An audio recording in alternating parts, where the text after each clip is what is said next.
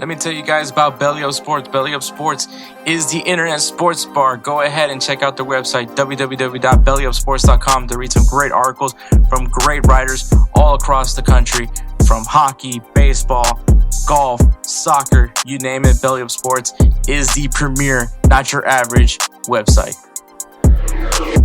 All right, guys, we're back. So the Europa League, very similar to Champions League, has made a lot of changes to their tournament.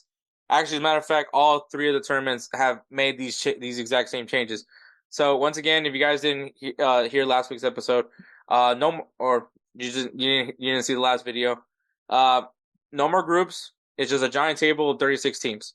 There is still a drawing for the matchups. Teams must play 2 matches from each drawing pot. So you must play 2 teams from Pot A, a home and away, Pot B, a home and away, Pot C, home and away, Pot D, home and away. So you're at least guaranteed to have at least two to three high marquee matches, depending on who you're playing up against. But that is at least the advantage of it. As far as the table goes, the top 8 teams automatically advance to the knockout round, while 24th to 9th place must play in a preliminary knockout. So once you play in that knockout, loser that does not get relegated into the Europa Conference League. They're done. No more European tournament for the team. Once again, I think what benefits this is those teams that the smaller nations, right? Kind of what me and Musa were talking about. The smaller nations that, the money that's going to come from this tournament is going to be very beneficial to them, from ticket sales to viewership. It's going to benefit those teams a lot, and having these big teams come to their stadium as well as being able to travel to those games, I think is very positive. So I mean, expanding it, also a good benefit to, once again, those small teams, that to them this is a big tournament. And I do like the Europa League. I think Europa League is a very fun tournament. I know it's not Champions League, but it's still a very fun tournament because you see some interesting teams. You don't see the teams that you expect to see like you do in Champions League. Like, you majority of obviously, I'm talking about the big names. But in this Europa League, you see teams that are kind of interesting, that you want to see a little bit more. Maybe you do some more research on those clubs, because you're just, oh, that's a cool looking team.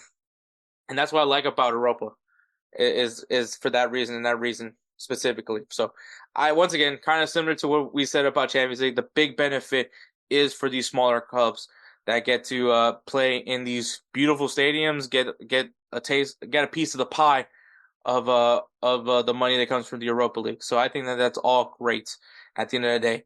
But the teams that are participating in this year's Europa League is Ajax, Anderlecht, Athletic Club Bilbao, AZ Alkmaar, Benfica, Bodo Glimt, Braga, Dynamo Kiev, Elfsborg, FCSB, Fenerbahce, Ferencváros, Frankfurt, Galatasaray, Hoffenheim, Lazio, Ludogorets, Olympic Lyon, Maccabi Tel Aviv, Malmo, Manchester United, Midian, Nice, Olympiacos, PAOK, FC Porto, Karabag, Rangers, Real Sociedad, RFS, Roma, Slavia Praha, Tottenham Hotspur, 20, Union SG, and Victoria Pleasant.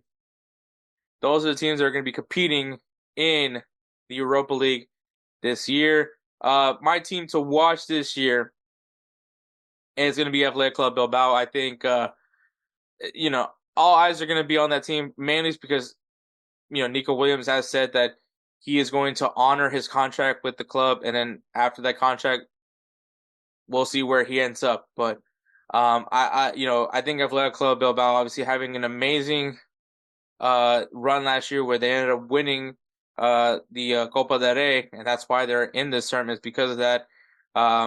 They're hoping that they can go ahead and have a big statement in this tournament, and who knows, maybe they can go far in the tournament. So I'm really hoping that we can see that from Athletic Club Bilbao. My player to watch, I guess I kind of said it, is Nico Williams. I mean, he was a big part of Spain's title win in the Euro, and so I want to see if he can continue his form. And obviously all eyes are potentially that he's going to go to Barcelona when his contract runs up. to join forces with Lamine Yamal and Dani Olmo, the trio that really did help a lot for Spain's Euro run. So my player to watch is definitely Athletic Club Bilbao. My dark horse is going to be. I'm going to say Olympiacos. Olympiacos obviously won the Europa Conference League last year. Uh, First big European title for Olympiacos. Obviously, it was definitely a vibe. I think the energy in that stadium is pretty high. So I think if you're a team traveling to Olympiacos, it's not gonna be an easy matchup. Um, Olympiacos is a pretty big club in Greece, and I want to see that mentality brought in. So I think Olympiacos could be a very much a dark horse in this tournament. My favorite to win this tournament, and honestly, man, it's kind of hard, man, because there is some big teams in here. Um, at least some. Yes, there's big teams in here, but I'm gonna go with Roma. I think Roma. They had a really good run last season. They want to try to replicate that. Now with obviously now when you have like a full year, you're gonna have a full season, which obviously you moved away from Jose Mourinho for legend uh club legend De Rossi. So I think I don't know why I have to keep googling that, but yeah, I do. So I would love to see Roma lift the Europa League. Obviously when Jose Mourinho took over the team, they went ahead and won the Europa Conference League. So maybe they can continue on and get themselves back. There's obviously what's in stake is a guaranteed spot in the Champions League. So I'm thinking that they're going to go for it. So yeah, my favorite to win is Roma this year. It's gonna be Roma. At least that's what I'm hoping for. But all right, man, that is the Europa League.